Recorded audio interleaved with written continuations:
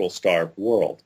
And that would totally reverse New Zealand's economic fortunes. And then they could build on that sort of physical tariff, the isolation, to rebuild some of its lost industrial capacity. There's no reason that New Zealand should export lumber at 9 cents a kilo and import plywood at $3.60 a kilo. There's no reason it should export, wool at, I forget the number, but export wool and then import fine Italian sweaters. The sweaters should be made here. The lumber should be dimensioned and processed here. And so the coal could be converted to petrol. And free trade works. I'm a big believer in free trade, but people have to understand what free trade is.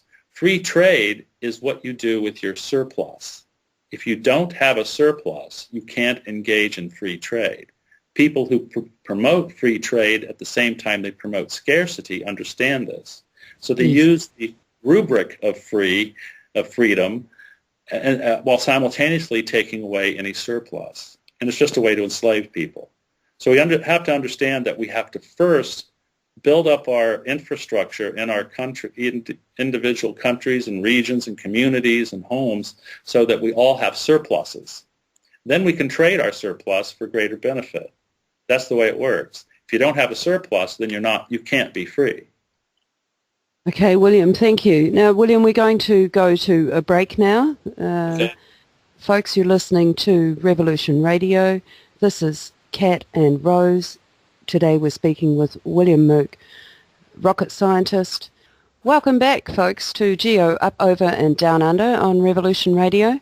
We're here with William Mook, a rocket scientist. William has come to New Zealand. He's setting up business here. His current project is solar panels. There's some extraordinary work being done by this man. Now, William, why New Zealand? Why did you choose our place? Well, I knew some people here and had some early business opportunities. But then when I got here, I was sort of in the process of awakening due to the difficulties, the negative attention, as one analyst said, of the major oil companies. I began to awaken to the fact that free markets weren't really that free. And no matter how good your idea was, if it was opposed by powerful interests, it wouldn't be developed. And in fact, you would be marginalized unless you played along. Mm-hmm. And that bothered me. So I actually was very fortuitous that I came here when I did, as I was awakening, and then realized after doing a brief strategic analysis that New Zealand had a lot of strategic benefit that other nations don't have. So, these are the sorts of things. One of the things that I did back in the 80s was I advised the White House and Congress on a few things. I've written a few papers. I put some of those online. And so I tend to always go back to my training in that regard. If a situation changes fundamentally for me, I sit down and analyze it geopolitically, I guess. And New Zealand is physically remote from the rest of the world. And if a situation arises where the supply of oil is reduced and the price rises tremendously, then the ability of everyone to trade is impacted. And those who are most remote are impacted the most. And so New Zealand is remote, sort of like Fiji, but unlike Fiji, it's self-sufficient, or can be. So if the price of trade goes up, New Zealand has the capacity and still has all the skills needed to build a viable, independent community. I think, and community is the buzzword there, isn't it, William? What have you seen here? You are situated in the quake zone down there, and yes. You will have had some interesting insight as to the community level of New Zealand through that period. Yes, well, it's of course something like that does bring people together as well. Following the quake, I mean, we were out there at the RSA when the huge block fell off the cliff and crushed a few people under it, and Oh, yes. we sadly had to go to a few funerals, but we were helping people during the earthquake, following the earthquake, and getting them to the hospital and things like that, and so that. You tend to form instant friendships at that point. So I was sort of injected into the community aspect of New Zealand because of the earthquake. And but you do get a sense that the family's important everywhere. It's just that the pressures of life and your habits, day-to-day habits, change your commitments to one another. And so just from a sort of an outsider's perspective, I could see that in the United States, media played a much larger role than it does here, and community a lesser role. And so you might know all of the characters on your favorite shows, but you might not know the name of the children of your next door neighbor. Yes. I just think of them as the snotty-nosed kid who steals your strawberries or something. Yes, I can agree with that too. So, but if you knew him as Johnny and, you might have a totally different view of and interact with him differently. So the sense of community, I think, is an important feature that will help the survival during times of stress. If those folks who are totally devoid or denied community because of poor planning or because of just the sequence of events, or maybe by the planning of those who want to destroy societies, who knows? It's hard to tell, but those sorts of communities, if exposed to stress, will dissolve and become highly controllable by outside influence. So there's a number of things. The remoteness of New Zealand, the large diverse population relative to, say, a place like Fiji or Tonga or something, and the fact that the televisions never arrived until the mid-'60s, whereas they arrived in England and the United States in the '40s. So, have this sort of difference, I think, will be beneficial.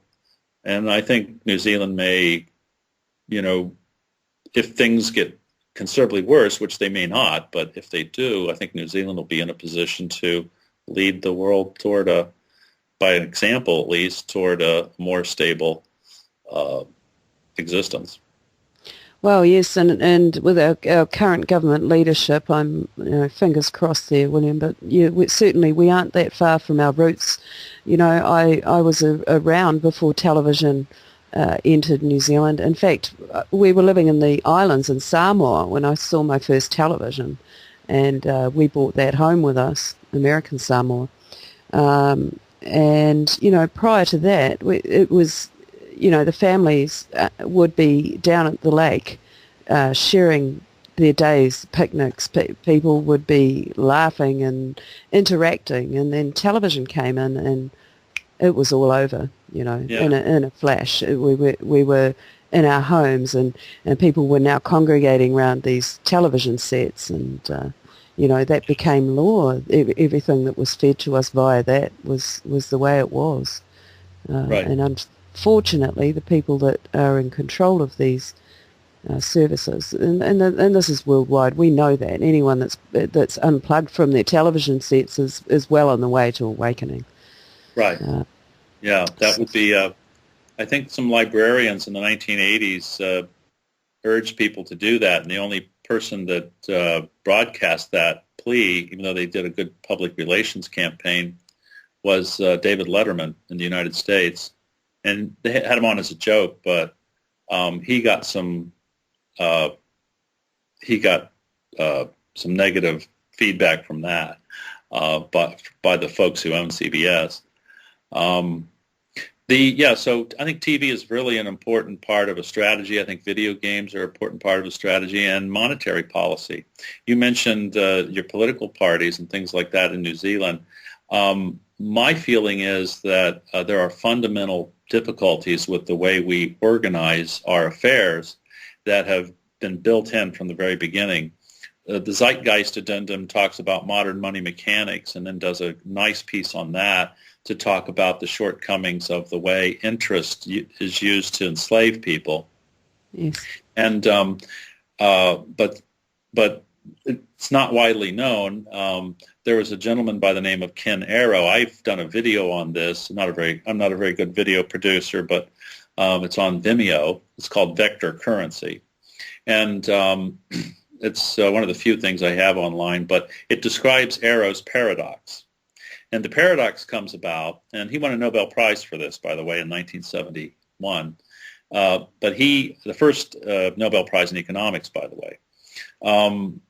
He realized, and the reason it's called a paradox is he realized that I could let you make all the decisions, but by ordering the decision process, even though you're totally free to make all the decisions, by controlling the order in which you make the decisions, I can control the outcome.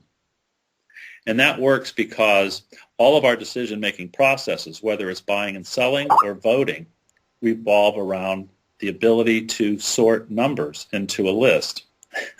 So 3 is bigger than 2, and 2 is bigger than 1, so 3 is the biggest, right? If I get 3 votes and somebody else gets 2 votes and another person gets 1 vote, I win. Mm. If I sell something for $1 and you sell it for $2 and somebody else sells it for $3, I win again because I have the lowest price. Right. So the voting process and the buying and selling process is based on the logic of ordering things into ascending or descending sequences of numbers. So what Ken Arrow showed is that human values can't be ordered that way.